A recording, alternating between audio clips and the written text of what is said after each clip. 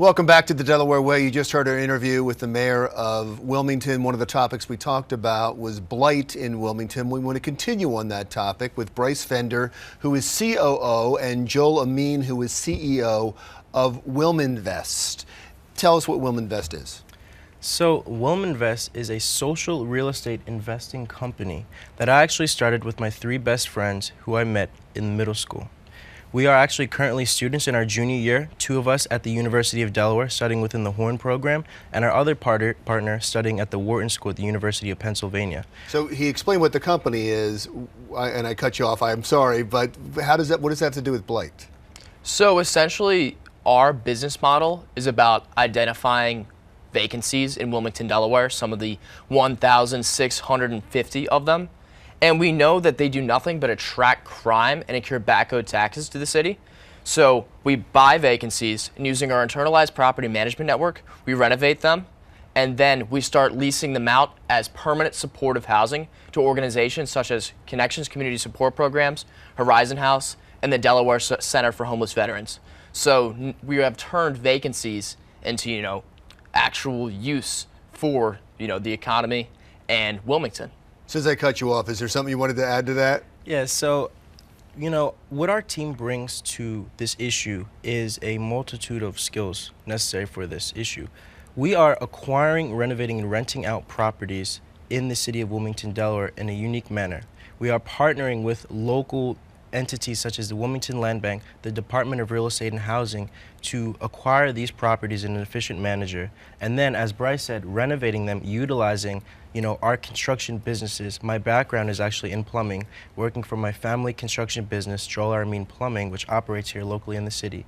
We renovate these properties more affordably than the average individual could, and then we rent them out to organizations who help people in need. It's a unique, proactive way of dealing with this, and I should point out you're both only 21 years old, so congratulations to you for having that foresight. Let's talk about the blight problem. The mayor was talking about it a moment ago. He wants to increase fines and increase sheriff sales to get rid of some of these vacant properties that way and resell them to somewhere else. How does that play into your philosophy?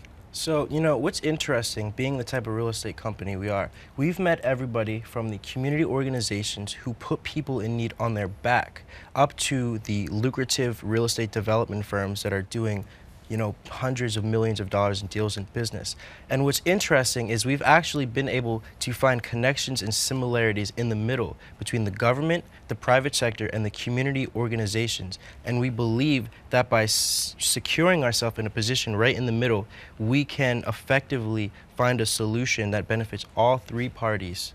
And we believe we are the right ones to do that. You've been out and seeing some of these places, right? You've been to these neighborhoods. Yes. So you believe, you've talked to the city, you believe there's already an understanding of this problem? We believe that there will be some room for negotiation.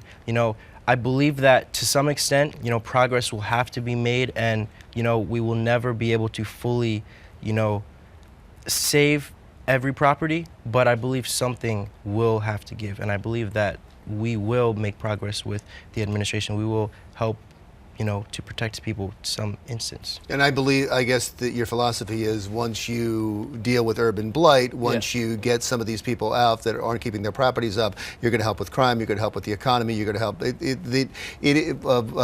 do they say? A rising tide lifts all boats. That's what's going to happen. Yeah, exactly. Right? Exactly. That's what your philosophy is on this.